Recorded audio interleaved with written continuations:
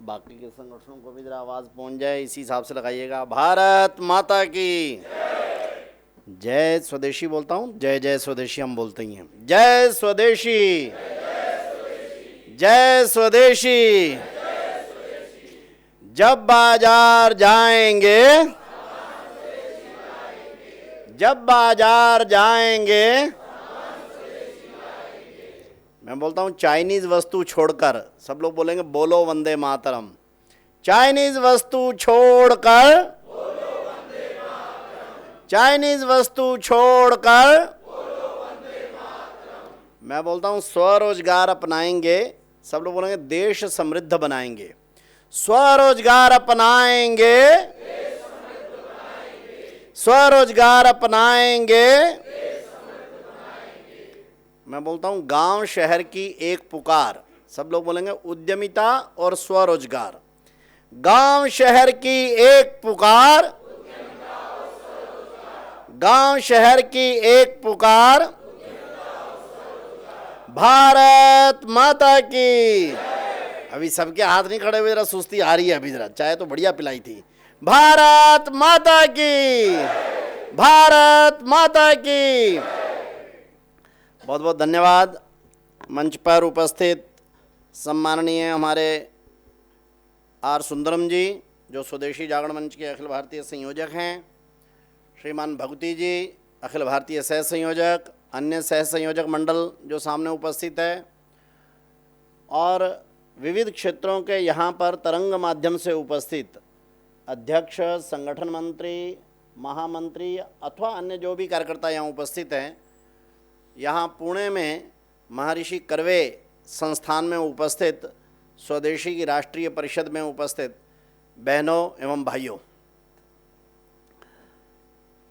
एक बार जो इतने प्रयत्न करके जुड़े हैं, कश्मीरी लाल जी ने भी बीच में सिफारिश की है, एक बार जोरदार ढंग से अपने विविध क्षेत्र और अन्य संगठन के अधिकारियों के लिए जरा एक बार ताली वर्धन कर देंगे।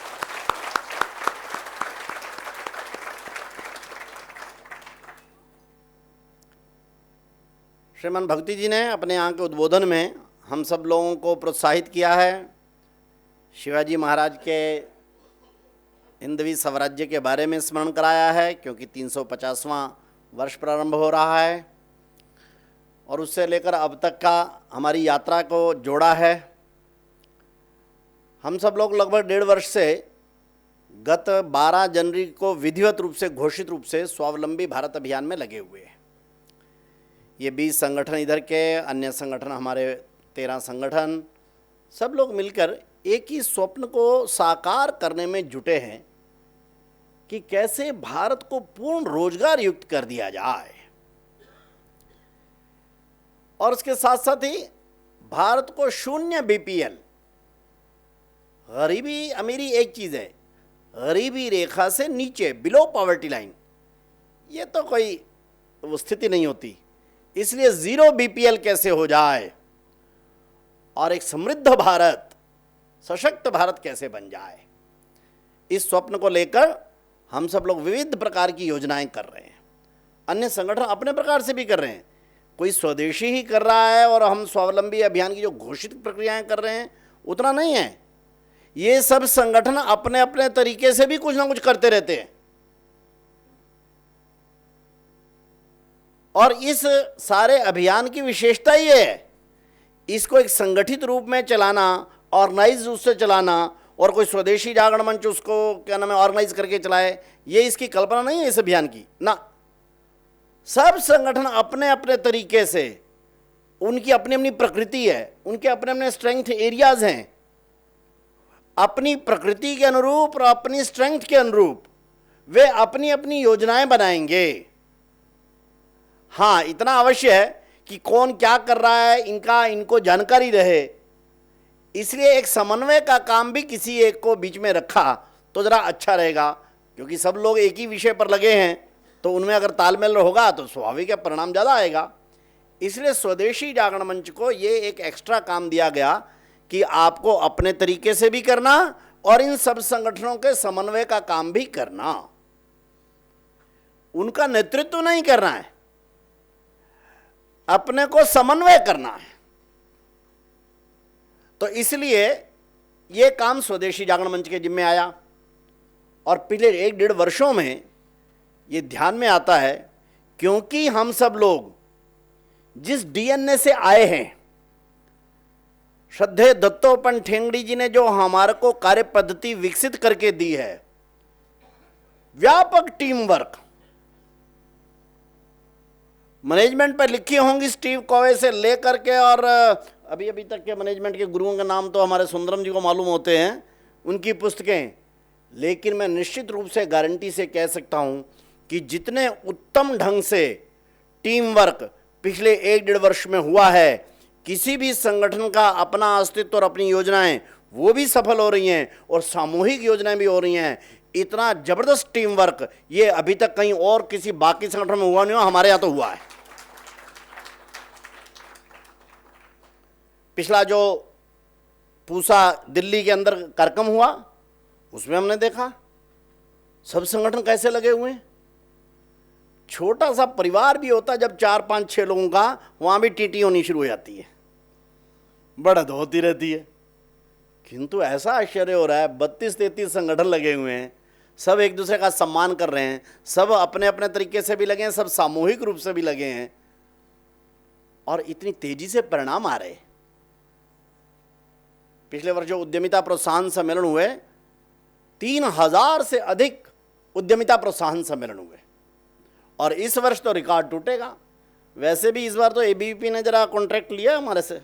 क्यों भाई एबीवीपी वालों? डॉक्टर साहब आवाज आ रही है या बंद कर दिया आप सब कुछ? घनश्याम जी तो चुप करके ही बैठ गए। नहीं नहीं ठीक है भाई साहब, करेंगे, बढ़िया से करेंगे। जरा देख लेना, सामने दाव पर लगे, सामने ही बैठे हैं यहाँ पर। जी जी। और शिवाजी महाराज का एरिया है पुणे में ही, जहाँ अभी 7 दिन पहले करके गए हो। जी जी। घनश्याम जी जरा गवाही आप भी भर दो। जी जी भाई साहब। हाँ भाई साहब तो ठीक है, आगे भी ध्यान रखना, नहीं तो देखना यहाँ पर भी अधिकारी बड़े बड़े बैठे हैं। एनीवे जो भी हो, अपने लोग हैं इसलिए ज़रा उससे कर दे। लेकिन इस बार का उद्यमिता प्रोत्साहन सम्मेलन, उसका नेतृत्व जो है इस बार विद्यार्थी परिषद करेगी। पिछले वर्ष क्षेत्रीय जो अभ्यास वर्ग हुए, कहीं किसान संघ कर रहा था, इंदौर का मालवा मध्य क्षेत्र का जो है वो किसान संघ ने किया, मजदूर संघ ने कहाँ किया, शायद पश्चिम महाराष्ट्र का ये यहाँ इस क्षेत्र का इसने किया, बेंगलोर का बीजेपी ने किया था, और किसने किया था? एबीवीपी ने कहाँ किया था? लखनऊ वाला, हाँ लखनऊ वाला एबीवीपी ने आयोजित किया। लघु उद्योग भारती का कहना है क्या यहाँ पे? उनके तो आप ही यहाँ पे आ गए हो। ग्राहक पंचायत ने और किसने, सहकार भारती ने शायद किया था, लुधियाना पंजाब में। ठीक है ना, सब मिलके आपस में तालमेल के साथ, अच्छा यहाँ वाला पोर्शन आप संभाल लो, यहाँ वाला हम संभाल ले, और यही विधि हम लोग आगे क्षेत्रों और प्रांतों में भी कर रहे हैं। ये टीम वर्क ही हमारी वास्तव में मूल ताकत है। और यहां नहीं, जब स्वदेशी जागरण मंच भी शुरू किया था हमने, ठेंगड़ी जी तो बार बार कहते थे कि भाई ये संगठन नहीं है, मंच है। किनका मंच है? इन सब संगठनों का मंच है। हम सामूहिक रूप से तालमेल करके इस शक्ति के साथ आगे बढ़े। ये स्वदेशी जागरण मंच इतनी तेजी से उभरा, इस कारण से उभरा कि उनको बाकी सब संगठनों से पूरी ताकत मिली। उसी का ही नया वर्जन, उसी की ही नई प्रक्रिया ये अब विकसित करके हम आगे चला रहे हैं। क्यों? ठेंगड़ी जी से हमने सीखा ही यही है। और जब स्वावलंबी भारत बनाना, तब कार्य पद्धति और प्रक्रिया तय करना, लेकिन लंबी दूरी का अधिष्ठान, लंबी दूरी की वैचारिक दृष्टि, यह भी स्पष्ट रखना। ठेंगड़ी जी कहा करते थे, बाइफोकल जो है दृष्टिकोण रहना चाहिए कार्यकर्ता का। ये चश्मा है, इसके नीचे की है, नजदीक का देखना है तो मैं नीचे से देखता हूं, दूर का देखना है तो मैं ऊपर वाले से देखता हूं। यह है बाइफोकल, दोनों उसका। अगले 3 महीने की योजना कैसे करनी, इसके लिए टीम वर्क कैसे करना, इसकी चर्चा भी हम यहां कर रहे हैं। लेकिन आगामी 5, 10, 20 वर्षों का, 25 वर्षों का दृष्टिकोण क्या रखना, इसकी भी चर्चा हम यहां कर रहे हैं। और इस सत्र में, अभी के इसकी जो चर्चा का सत्र है वो यही है। पहले वाले सत्रों में हमने शॉर्ट दूरी की योजनाएं की हैं, अगले 2, 4, 6 महीने की योजनाएं की हैं। अभी हम अगले 20, 25 वर्षों का हमारा दृष्टिकोण क्या है, वही इस समय का विषय है। इस समय पर सारे देश में चर्चा हो रही है, मैं समझता हूं शायद विश्व में भी शुरू हुई है, कि अमृत काल प्रारंभ हुआ है। भारत 2047 में अपने स्वतंत्रता के जब 100 वर्ष पूर्ण करेगा, तब भारत कैसा होगा। और यह चर्चा शुरू होना बहुत स्वाभाविक भी है, उत्तम भी है। कोई विद्यार्थी पहले सोचता है कि मैं जब अप्रैल मई में मेरा फाइनल एग्जाम होगा तब मेरे इतने प्रतिशत अंक आने चाहिए, ऐसा ऐसा मेरा अगर रिजल्ट आया तो मेरा ठीक होगा, उसके अनुसार फिर वो वैसी तैयारी करता है। अगर वो 60% का सोचता है तो वैसी तैयारी करता है, वो अगर वो 75 का सोचता है तो, अगर एकदम 90-95 में सोचता है तो। हमेशा व्यक्ति हो, समाज हो या संगठन हो, उसके लक्ष्य यह उसको प्रेरित ही नहीं करते, उसकी दिशा और कार्य करने की कार्य पद्धति भी तय करते हैं। इसलिए संगठन के हमारे अधिकारियों ने, डॉक्टर जी से लेकर और ठेंगड़ी जी तक ने, हमारे को संगठन की प्रक्रियाओं के निकटवर्ती और दूरगामी ये लक्ष्य रखने और स्पष्ट करने की और प्रक्रिया और पद्धति अपनाई है। इसलिए हम भी आज यहां पर स्वावलंबी भारत का दृश्य 2047 में कैसा होगा, कैसा होना चाहिए, कैसा हम देखना चाहते हैं, इसकी चर्चा प्रारंभ कर रहे हैं। जो आज जिन 5 बिंदुओं पर आधारित हम ये कर रहे हैं, ये निष्कर्ष नहीं है ना, ये देश भर में हम 20 संगठनों में, 12 बार के अन्य संगठनों में चर्चा प्रारंभ करने के कुछ डॉट्स हैं, कुछ बिंदु हैं।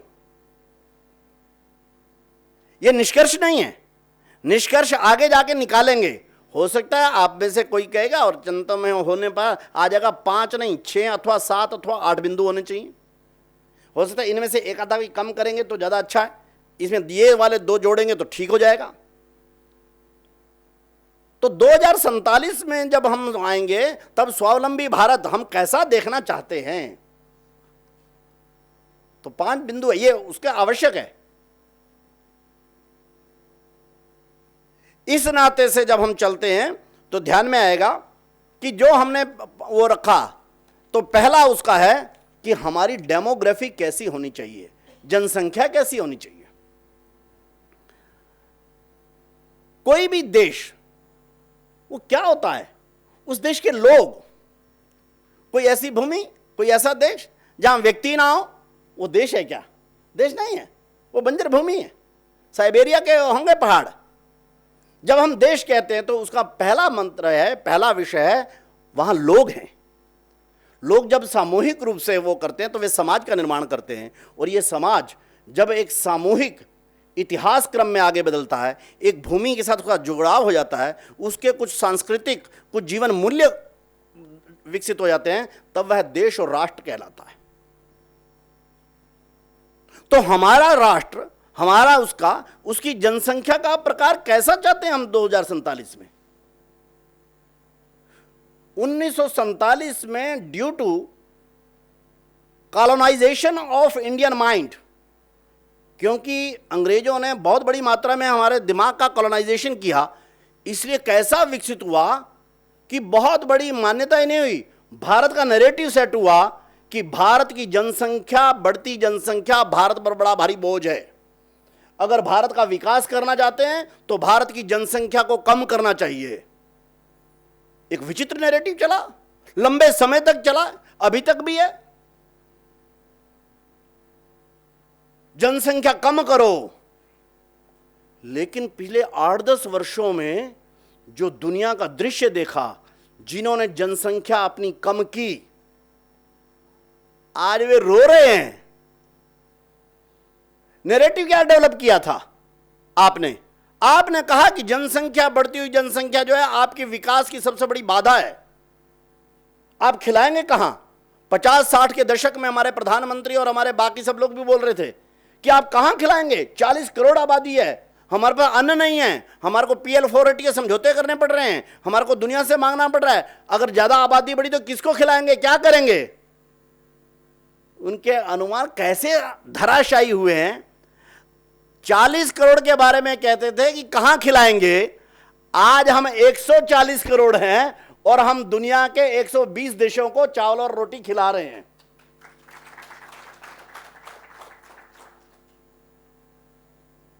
आप जानते हैं चावल का कितना उत्पादन होता है? विश्व भर में जितना भी चावल का ट्रेड हो रहा है, उस चावल के टोटल ट्रेड में 40% का हिस्सा अकेले भारत का है। इस जनसंख्या ने वास्तव में अपने लिए नहीं, विश्व के लिए अनाज पैदा किया है। आप कहते हो कि हम 40 करोड़ को रोटी कहां खिलाएंगे? अरे देखने का जो दृष्टिकोण है ठीक करो, जनसंख्या का बढ़ना है। ये बहन जी बैठी अमृतसर दी, बाबा नानक ने बोला कि रब तैथों दूर नहीं, तेरा भी कसूर नहीं, वेखण वाली अख जड़ी ओदे विच ही नूर नहीं। जनसंख्या गड़बड़ नहीं है, तुम्हारा देखने का दृष्टिकोण ही गड़बड़ है। तुम्हारा देखने का दृष्टिकोण यह गड़बड़ है, इधे विच नूर नहीं है। आपको कोई कहे कि आपके घर के 3 बच्चे, 3 तो आजकल होते ही कम है, आशा बहन जी कह सकती है ठीक है 5 हैं, कितने क्यों? हाँ बहन जी, हैं आशुतोष और कितने बहन भाई हैं? 3 हैं।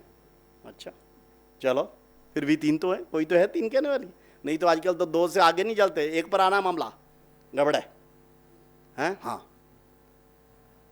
भारत का भी इस समय पर फर्टिलिटी रेट 2.0 आ गया है। ठीक नहीं है, क्योंकि रिप्लेसमेंट वो जो है वो होना चाहिए 2.1। किसी एक परिवार से, पति पत्नी से या महिला से 2.1 का एक इंटरनेशनल स्टैंडर्ड माना जाता है, रिप्लेसमेंट लेवल होता है 2.1। भारत के परिप्रेक्ष्य में यह मस्ट होना चाहिए 2.2, थोड़ी थोड़ी बढ़ती रहनी चाहिए, किंतु आ गया है 2.0। उसमें भी सदर्न स्टेट जो है वो तो बड़ी मुश्किल में है। तमिलनाडु, केरल 1.8, महाराष्ट्र जहां हम इस समय पर खड़े हैं, ये डॉक्टर हेडगेवार की भूमि और इसकी भूमि 1.7 है यहां का TFR, टोटल फर्टिलिटी रेट। ये खतरनाक है। जापान के उपग्रह मंत्री को पिछले साल इस्तीफा देना पड़ा, क्योंकि उसने कहा 1.4 से मैं इसको बढ़ाकर 1.5 या 1.6 लाऊंगा जापान का TFR, किंतु वो 1.3 हो गया, बल्कि उल्टा हो गया, उसके मिनिस्टर को रिजाइन करना पड़ा। जापान से आज पूछो, हमसे आज पूछो भारत की सबसे बड़ी प्रॉब्लम क्या है? रोजगार। जापान से पूछो सबसे बड़ी प्रॉब्लम क्या है? TFR। और जापान नहीं, चीन का भी यही हाल हो गया है। चीन ने 1 चाइल्ड पॉलिसी चलाई, लेकिन आज इंसेंटिवाइज कर रहा है, क्योंकि उनको भी अब ध्यान में आया है कि जनसंख्या ही होती है आपके विकास के लिए प्राइमरी शर्त। हाँ, ये अलग बात है, जनसंख्या कैसी होनी चाहिए? वो युवा होनी चाहिए। भारत के पास है, हम विश्व की सबसे बड़ी जनसंख्या केवल नहीं है, सबसे बड़ी दुनिया की विश्व की युवा शक्ति भी हमारे पास है। युवा होनी चाहिए, स्वस्थ होनी चाहिए। जो बाकी के इंडिकेटर हैं, युवा हो, स्वस्थ हो, शिक्षित हो और योग्य हो, 3 इंडिकेटर हमारे ठीक हैं। स्वास्थ्य वाला इंडिकेटर भारत का ठीक नहीं है। हमारे यहां एनीमिक बच्चे, कुपोषित बच्चे, इनकी जनसंख्या बहुत ज्यादा। मैं परसेंटेज अभी बोलता हूं, डरावने आंकड़े हैं, ये ठीक नहीं है। भारत को जनसंख्या चाहिए, जनसंख्या युवा चाहिए, बच्चे चाहिए, लेकिन ये बच्चे स्वस्थ चाहिए। इसके लिए प्लानिंग करनी होगी। जब हम 47 की चीज़ें तय कर रहे हैं तो इसमें आवश्यक है। शिक्षित चाहिए, शिक्षित में रेट में हम काफ़ी तेज़ी से बढ़ रहे हैं। 1951-52 में हमारा लिटरेसी रेट जो है वो 22-23% के आसपास था, 21 समथिंग ऐसा कुछ था। आज हमारा लिटरेसी रेट जो है वो 92-93 के आसपास जा रहा है। और हायर एजुकेशन रेट, क्या नाम है, एनरोलमेंट रेट, वो ग्रॉस एनरोलमेंट रेशो वो ठीक ठाक जा रहा है। यूनिवर्सिटियों का वो शिक्षण ठीक है, स्किलिंग में हम ठीक जा रहे हैं, बाकी ठीक जा रहे हैं। स्वास्थ्य के मामले को छोड़कर अदरवाइज हम शिक्षा के मामले में ठीक जा रहे हैं।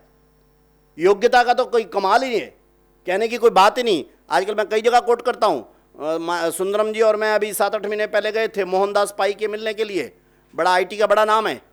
हमने उनसे पूछा, मैंने एक प्रश्न पूछा उनसे कि can India be a economy of $1 trillion export of IT and software, हम आईटी और सॉफ्टवेयर के $1 ट्रिलियन के एक्सपोर्ट की स्थिति हो सकती है? तो मोहनदास भाई कह रहे सर आप कहाँ जी रहे हो, आप बेंगलोर आए हो, बेंगलोर का देखो डाटा मैं बताता हूँ। उन्होंने कहा क्या? उन्होंने कहा कैसे योग्य हैं हमारे बच्चे, सऊदी अरेबिया को तेल के कुएं दिए उनके, उसने क्या नाम, खुदा ने। लेकिन सऊदी अरेबिया का लास्ट ईयर का, ये 2 साल पहले की बात का डाटा है उनका, 2 साल पहले या शायद 3 साल का भी होगा, कि सऊदी अरेबिया का 2 साल पहले तेल का, क्रूड ऑयल का एक्सपोर्ट था $145 बिलियन का, और हमारे बच्चों ने आईटी और सॉफ्टवेयर के एक्सपोर्ट किए 2 साल पहले $180 बिलियन के। उनके खुदा ने तेल दिया तो $145 बिलियन निकाला, हमारे बच्चों ने आईटी और सॉफ्टवेयर के कुएं खोद दिए, $180 बिलियन निकाल दिया, और जर्नी कंटिन्यूज। और कम वक्त में अगले 5 सालों के अंदर अंदर आईटी और सॉफ्टवेयर का हमारा एक्सपोर्ट $1 ट्रिलियन पक्का हो जाने वाला है। क्यों? हमारे जो युवा बच्चे हैं अत्यंत योग्य, तो योग्य, स्वस्थ, शिक्षित युवा शक्ति, ये जनसंख्या का वो होती है, किसी भी देश की कोर स्ट्रेंथ होती है, वो आगे ठीक रहनी चाहिए। 2.2 का TFR, इसलिए बाकी सब भी जरा ध्यान रखें। जनसंख्या की कोई वृद्धि की अब बात करता है तो अनजान है। हर घर में 2 या 3 बच्चे का होना चाहिए, 6 बच्चे का नहीं कहता हूं, लेकिन 2 या 3 बच्चे का रहना चाहिए। और भारत इस समय दुनिया का सिरमौर बनने जा रहा है, उसकी सबसे पहली बड़ी गारंटी है वो भारत के पास है। भारत 142 करोड़ के साथ चीन से 30 लाख से अधिक आबादी से हम आगे जा रहे हैं, पहली बात। दूसरा जो दृष्टिकोण है जिस पर हमारे को बड़ा काम करना है वो है ही, वो सब जगह सब बोलते हैं। हालांकि मुझे तो सुंदरम जी कह रहे थे, जब मैं उनसे ये पॉइंट डिस्कस कर रहा था, कह रहे थे भाई इकोनॉमिक्स तो going to be irrelevant something, यही कह रहे थे। हाँ, economics is going to be history. अब सुंदरम जी कह रहे तो मुझे भी मानना ही पड़ेगा क्योंकि मेरे अधिकारी हैं।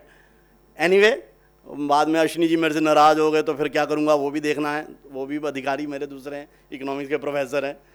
कहेंगे लो तुम हिस्ट्री कर दोगे, इकोनॉमिक्स को डाउन कर दोगे तो क्या करेंगे। एनीवे, जो भी हो, तो भारत को पूर्ण रोजगार युक्त, पर्यावरण हितैषी और उन्नत अर्थशास्त्र, उन्नत इकोनॉमी हमारे को चाहिए। कैसी? जो उत्साह पटनायक की रिपोर्ट में आई, कैसी इकोनॉमी हमारी रही कि 1753 से 1935 तक के लगभग 170-75 वर्षों की उसने वो किया है। अंग्रेजों ने कितना टैक्स और कितने तरीके से हमारे से लूटा। तो उत्साह पटनायक, जिसकी वाइडली रिपोर्ट जो है वो हुई है, यूनाइटेड नेशन में उसको शशि थरूर ने कोट किया है, जयशंकर अपने विदेश मंत्री ने कोट किया है कि यस उत्साह Patnaik research is very valid. उसने कहा है कि अपने 250 साल के इतने काल में, 176-78 सालों की स्टडी है वो, अंग्रेज हमारे यहां से $45 ट्रिलियन लूट के ले।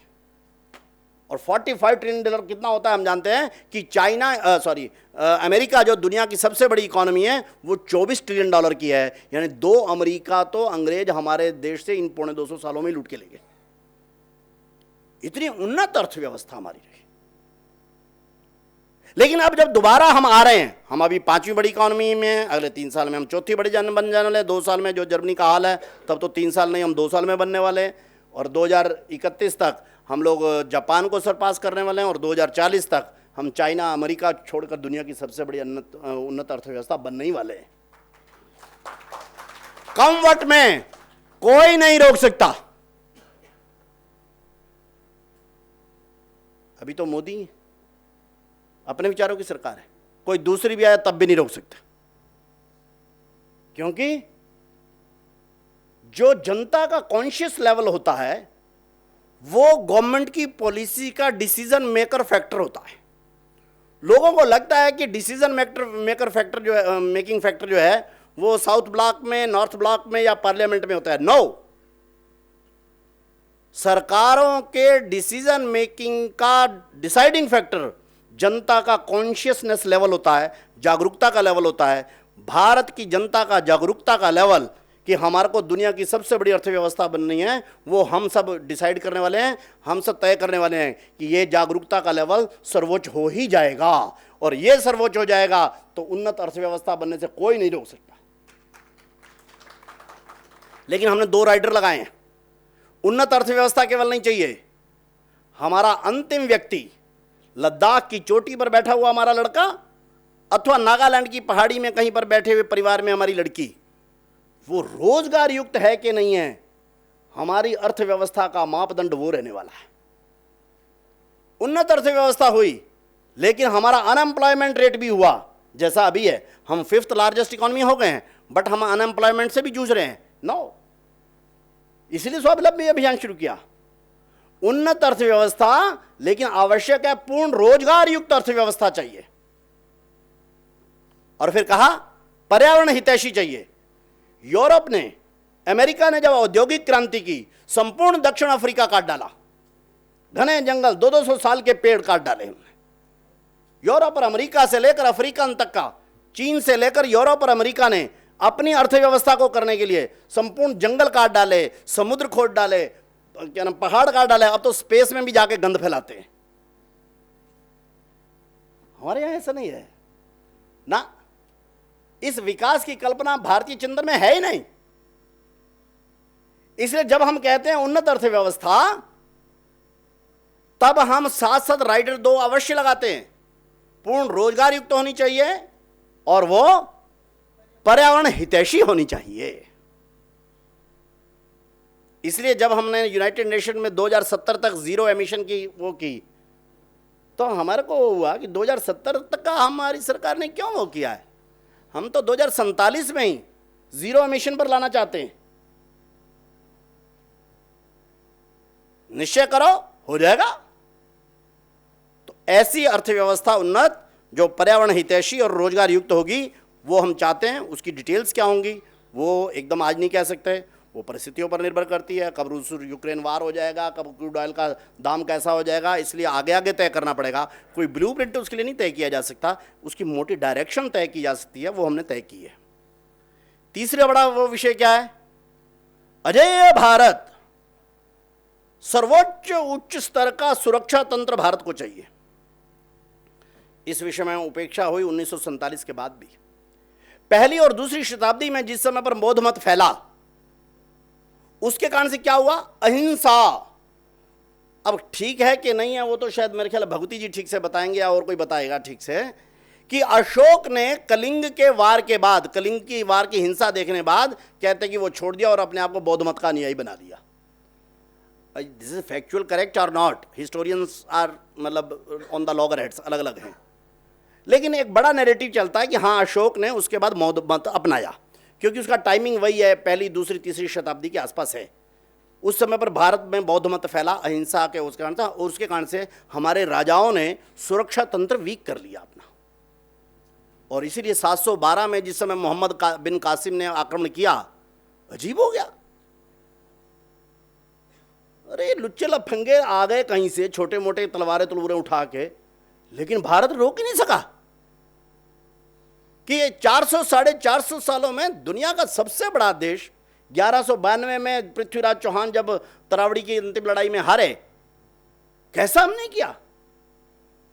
बहुत से इकोनॉमिस्ट और हिस्टोरियन इस बात पे सहमत हैं कि दूसरी तीसरी शताब्दी में जब हमने अहिंसा का मार्ग अपनाया, हमने उसके बाद बड़ी लड़ाइयां छोड़ दी, उसके कारण से हम सुरक्षा तंत्र के बारे में थोड़ा सा नीचे हो गए। उसका परिणाम ये हुआ कि जब विदेशी हमलावर आए, हम उनको रोकने में सफल नहीं हुए। इस बार नहीं होने देंगे ऐसा। नो, कम वक्त में जिनको सबसे उन्नत अर्थव्यवस्था होनी है, उनको अपना सुरक्षा तंत्र भी सर्वोच्च श्रेणी का चाहिए।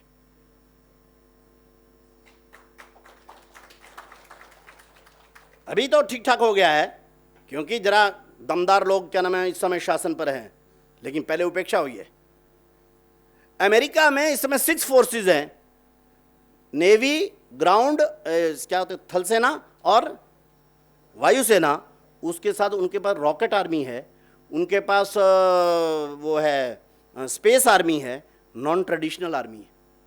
भारत अभी भी 3 पर चल रहा है। क्यों? चाइना ने भी 5 बना ली हैं, 6ठी उसने गुप्त रखी हुई है। रॉकेट आर्मी और क्या नाम है, स्पेस आर्मी उन्होंने बनाई है। हम अभी डेवलपिंग स्टेज पर ही हैं। नहीं, अग्निवीर की योजना वास्तव में अपनी सेनाओं को युवा करने की एक महान योजना है। हमारे को अपना हार्डवेयर तेजी से, तेजस विमान अपने उसमें ला रहे हैं। इस बार का हमारा डिफेंस का जो आउटपुट है, जो हमारा स्वदेशी उसमें बना है, वो लगभग 24,000 करोड़ का हो गया है, जो कि 2013 के अंदर केवल 550 करोड़ का था। इस बार का हम एक्सपोर्ट ये $2 बिलियन पार कर गए हैं और सब कुछ ठीक ठाक रहा। 2030 तक भारत डिफेंस का नेट एक्सपोर्टर देश हो जाएगा, और ये चाहिए। हम अपने वायुयान, हमारे अपना स्पेस टेक्नोलॉजी रूस से आए, अमेरिका से आए, फ्रांस से लड़ाकू राफेल विमान आए, ये लंबे समय नहीं चल सकता। नो, बहुत बड़ा बजट हमने ओशन की अपनी सीमा की सुरक्षाओं में लगाया है, इसको तेजी से बढ़ाना होगा। समय की सीमा है, नहीं तो मैं इसमें आगे करता। हाँ, इस समय हम कह सकते हैं अपने सुरक्षा तंत्र को दुनिया का सर्वोच्च तंत्र बनाना। कोई व्यक्तिगत रूप से पूछे तो मैं कहूँगा अपनी सेना, अपनी अर्थव्यवस्था को सर्वोच्च बनाना या अपनी सुरक्षा व्यवस्था को सर्वोच्च बनाना, इसमें पहले किसको करना चाहिए? तो मैं कहूँगा सुरक्षा व्यवस्था को करना चाहिए। आपके पास दम ही नहीं है अपने धन को सुरक्षित रखने का, तो धन आ भी गया तो क्या करेंगे? और अगर दम ठीक ठाक रहा तो धन आज नहीं तो कल तो आ ही जाएगा।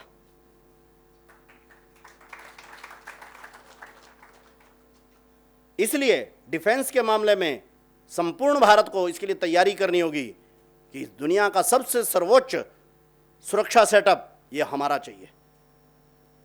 जवान हमारे हैं, बाकी का हार्डकोर जो है उसके लिए तैयारी चाहिए। तो ये तीसरा है। चौथा है साइंस एंड टेक्नोलॉजी का एडवांसमेंट। जरा ध्यान करिए, आज यूरोप इतना अमीर है, उसमें क्या है? 17वीं शताब्दी में जो वहाँ औद्योगिक क्रांति हुई, फ्रेंच रेवोल्यूशन हुआ, उसके बाद जो औद्योगिक क्रांति को क्या कहते हैं इंग्लिश में? Industrial revolution.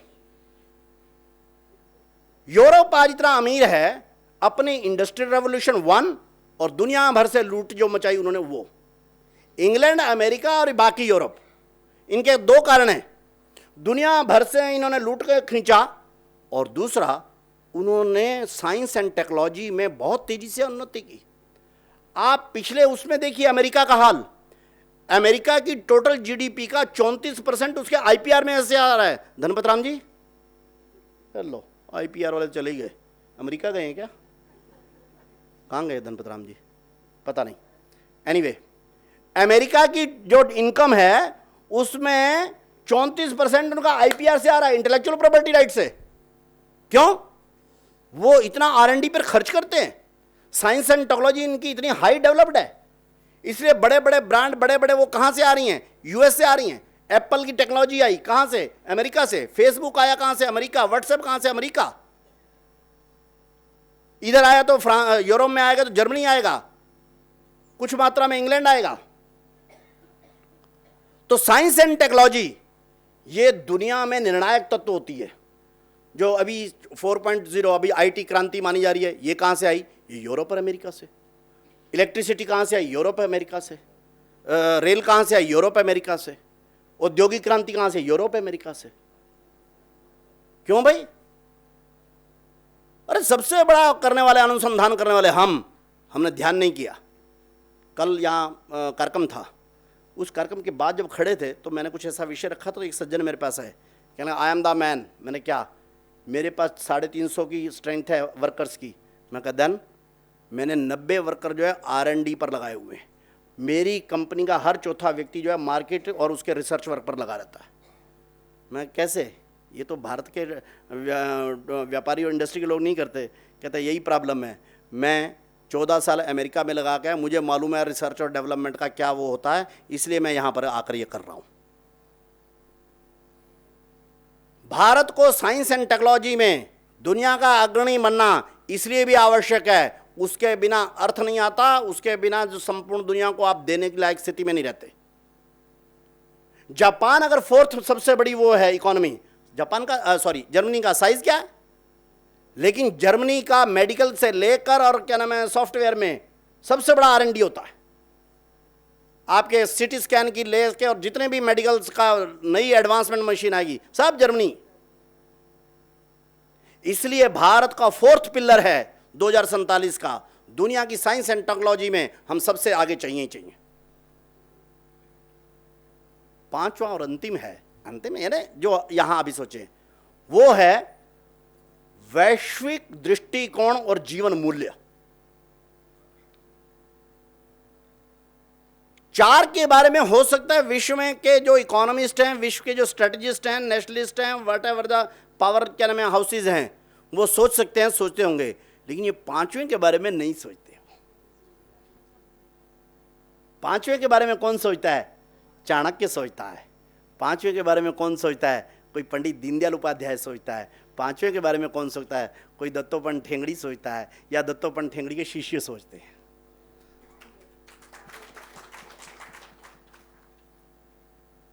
आप इस दुनिया में मैटर कैसे करेंगे?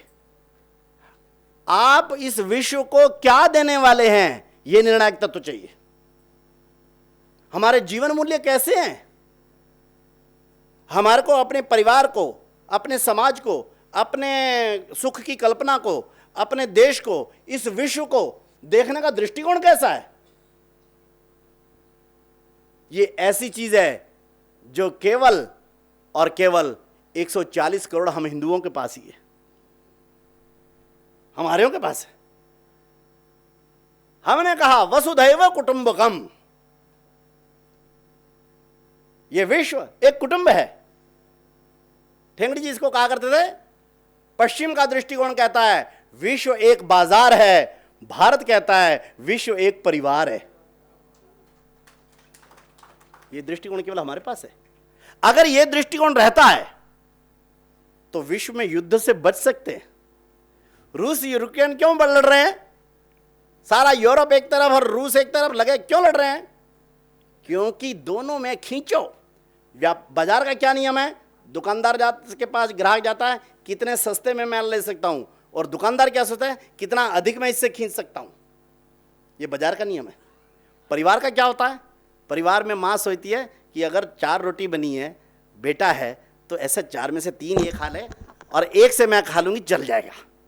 बेटे को पता लगता है 4 ही रोटी हैं, वो कहता है नहीं मां 2 तेरी होंगी, कम से कम 2 मेरी, नहीं तो देखूंगा मैं तो बाहर भी खाऊंगा, दोस्त के पास होगा, 3 तेरी 1 मेरी। जब परिवार का दृष्टिकोण होता है तो झगड़े नहीं होते हैं, कॉपरेशन होती है। जब आपके व्यापार का दृष्टिकोण होता है तो झगड़े, ये फलाना दिखाना होता है। आपके परिवार के प्रति देखना दृष्टिकोण कैसा है? अभी तो हमारे यहां भी जरा पश्चिमी का प्रभाव है, इसलिए हमारा डाइवर्स रेट बढ़ रहा है। अन्यथा पश्चिम का डाइवर्स रेट क्या है? अमेरिका का डाइवर्स रेट क्या है? 72% ऑफ द मैरिड फैमिलीज, और बाकी 28% में भी कौन है? क्योंकि वहां एशियन और बाकी सब भारत के लोग बहुत बड़ी संख्या में है, इसलिए वो तो 0 है, इसलिए वह है। हमारे पारिवारिक जीवन मूल्य, हमारे सोचने का तरीका, ये हम विश्व को दे सकते हैं क्या? विश्व को विश्व एक परिवार है, इसलिए चाहे जापान हो, अमेरिका हो, चाइना हो अथवा रशिया हो, आ जाओ, एक परिवार के नाते से बैठकर कुछ फैसले कर सकते हैं। ऐसा एक व्यापक उदार दृष्टिकोण आपके पास है क्या? आप कहते हैं मैटर करता है, अरे यही मैटर करता है। जापान को हमने विजय किया, चीन को भी आधा विजय किया। कैसे? हमने बौद्ध मत के हमने भेजा। जापान पे कभी भी, never in the history of क्या नाम है द वर्ल्ड, हमने कभी जापान सहित किसी दुनिया पे देश पे कब्जा नहीं किया, अपनी सेनाएं नहीं भेजी। No, never. कोई इतिहास का हमारा वो नहीं है। जिस समय हमारे पास बहुत सेनाएं थी तब भी नहीं भेजा हमने। क्यों भेजना? परिवार में सेनाएं भेजी जाती हैं क्या? नहीं। उनके पास जब पावर आई तो लगे वो सारी दुनिया में सेनाएं भेजने। अमेरिका ने भेज रखी होंगी इस समय कोई 40 से ऊपर देशों में सेनाएं, चीन ने भेज रखी होंगी 12 देशों में, रशिया भी 1-2 में भेजे फिरता है, बाकी भी होता है, अल्लू शल्लू लड़ते रहते फिर आपस में, अलग बात है। तो ऐसे जीवन मूल्य और विश्व को देखने का दृष्टिकोण हम अब जब उभर रहे हैं तो हम क्या भेज रहे हैं दुनिया में? हम दुनिया में भेज रहे हैं योग। दुनिया के प्राइम मिनिस्टरों ने कुछ मनवाया होगा, हमारे प्राइम मिनिस्टर ने यूनाइटेड नेशन में क्या एक ही दिन में पास करवाया? योग दिवस। हम दुनिया को योग कर रहे हैं, स्वस्थ कर रहे हैं। हमने दिया आयुर्वेद, हमने दिया पंचगव्य। आ जा भाई, क्यों? ये हमारे जीवन मूल्य है। हम दे रहे हैं प्राकृतिक खेती, वो दे रहे हैं जीएम, हम दे रहे हैं प्राकृतिक खेती। क्यों? हमारा दृष्टिकोण है वैसा भाई। ये हमारी सबसे बड़ी सॉफ्ट पावर है। इसको हम विश्व में फैलाने के लिए हमारे पुरखों ने फैलाई थी। पहली, दूसरी, तीसरी शताब्दी में हमारे यहाँ से संपूर्ण दुनिया में हम जाते थे, अभी भी जाएंगे, अभी भी जाते थे। दुनिया का सबसे बड़ा डायस्पोरा हमारा ही है। दुनिया में 1.8 करोड़ भारतीय, सबसे दुनिया में सबसे अधिक हमारे हैं। सबसे अधिक वो पैसा भी भेजते हैं, $108 बिलियन के आसपास हर वर्ष भेजते हैं, उसकी भी कमी नहीं रखते। लेकिन सबसे बड़ी बात है, वे हमारी संस्कृति के, हमारे विचार के, हमारे जीवन मूल्यों के, हमारे वैश्विक दृष्टिकोण के वहाँ प्रतिनिधि होते हैं। तो ऐसे 5 बिंदुओं के आधारित 2047 का भारत बनाने का मार्ग हो सकता है क्या? सोचिए। हम उसके दृष्टिकोण नहीं कि जो मैंने कहा वही है ना। क्या है? चर्चा करते करते जायते तत्वबोधा। चर्चा करते करते सत्य की अनुभूति होती है। इसलिए हम तो सागर मंथन करने वाले लोग हैं। इसलिए हम जरा तैयारी करें।